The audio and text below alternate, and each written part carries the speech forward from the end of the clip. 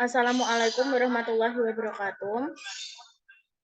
Kami dari kelompok 1 ingin mempresentasikan hasil diskusi dari kelompok kami.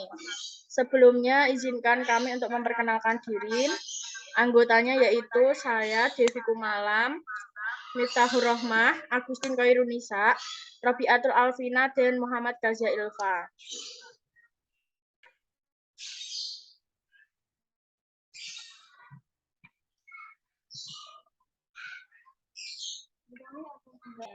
Dan kami akan membahas tentang hakikat belajar dan jenis-jenis belajar.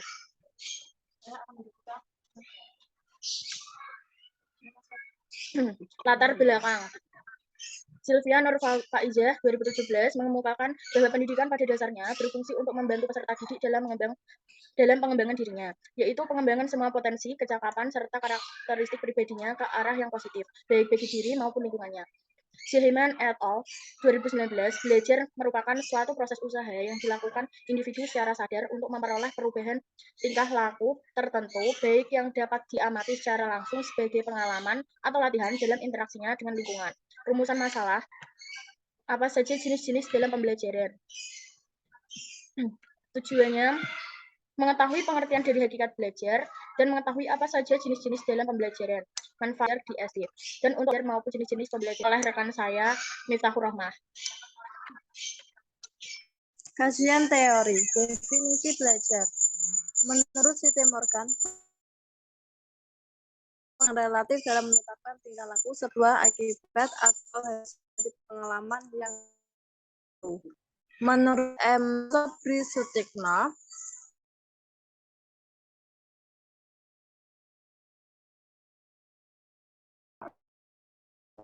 yang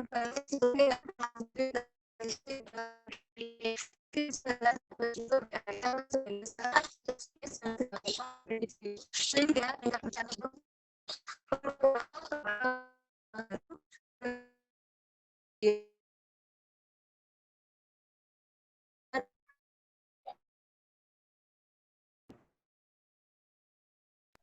Kemudian ciri-ciri belajar akan dibacakan oleh rekan saya, Robiatul Alvina. Ciri-ciri belajar. Belajar berbeda dengan kematangan pertumbuhan juga menyebabkan perubahan tingkah laku. Yang kedua, belajar berbeda dengan perubahan fisik dan mental. Perubahan fisik dan mental juga dapat menyebabkan terjadinya perubahan tingkah laku. Yang ketiga, belajar berhubungan dengan perubahan tingkah laku dan hasilnya relatif menetap.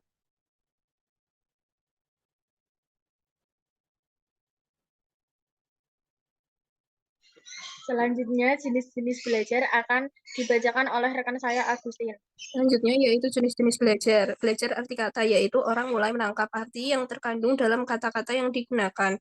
Yang kedua, belajar kognitif, yaitu objek-objek yang diamati dihadirkan dalam diri seseorang melalui tanggapan, gagasan, atau lambang yang merupakan sesuatu yang bersifat mental. Yang ketiga, menghafal, yaitu suatu aktivitas menanamkan suatu materi verbal dalam ingatan, sehingga nantinya dapat diproduksikan atau diingat kembali. Yang terakhir, untuk belajar ini bertujuan untuk menempatkan semua data dan fakta atau pengetahuan dalam suatu kerangka organisasi mental, sehingga dapat dipahami dan digunakan untuk memecahkan problem seperti terjadi dalam bidang-bidang studi ilmiah.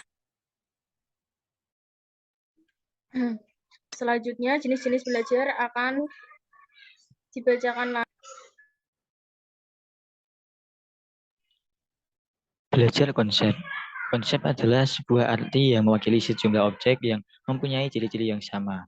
Orang yang memiliki konsep mampu mengadakan abstraksi. Belajar kaidah. Belajar kaidah adalah bila dua konsep atau lebih dihubungkan satu sama lain, terbentuk suatu ketentuan yang mereferensikan suatu orang dihadapkan pada suatu masalah yang harus dipecahkan, tetapi tanpa melalui pengamatan dan reorganisasi dalam pengamatan. Belajar keterampilan motorik atau motor skill. Mampu melakukan gerak jasmani dalam urutan tertentu dengan mengadakan koordinasi antara gerak-gerik berbagai anggota badan secara terpadu.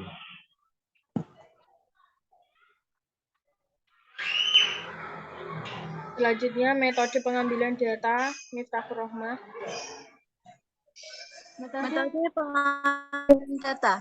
Metode yang digunakan untuk pengambilan data yaitu dengan menggunakan metode studi pustaka.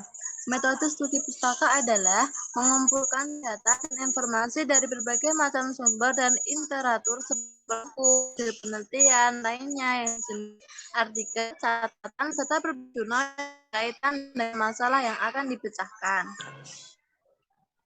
Hasil dan pembahasan akan dibacakan oleh Rabiatul Alvina. Hasil dan pembahasan. Hakikat belajar. Hakikat belajar merupakan seperangkat tindakan yang dengan sengaja dirancang untuk memudahkan siswa dalam mengembangkan potensi yang dimilikinya secara maksimal. Dengan 9 prinsip pembelajaran yang meliputi 1. Menarik perhatian, 2. Menyampaikan tujuan pembelajaran, 3. Mengingatkan konsep, 4. Menyampaikan materi pelajaran, memberikan balikan, 8.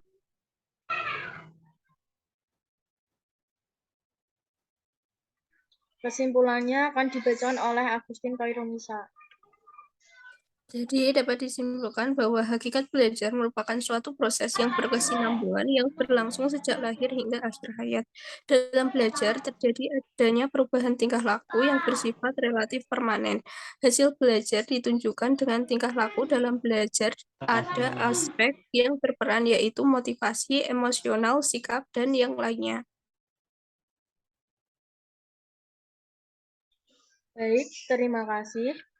Sekian dari kelompok kami.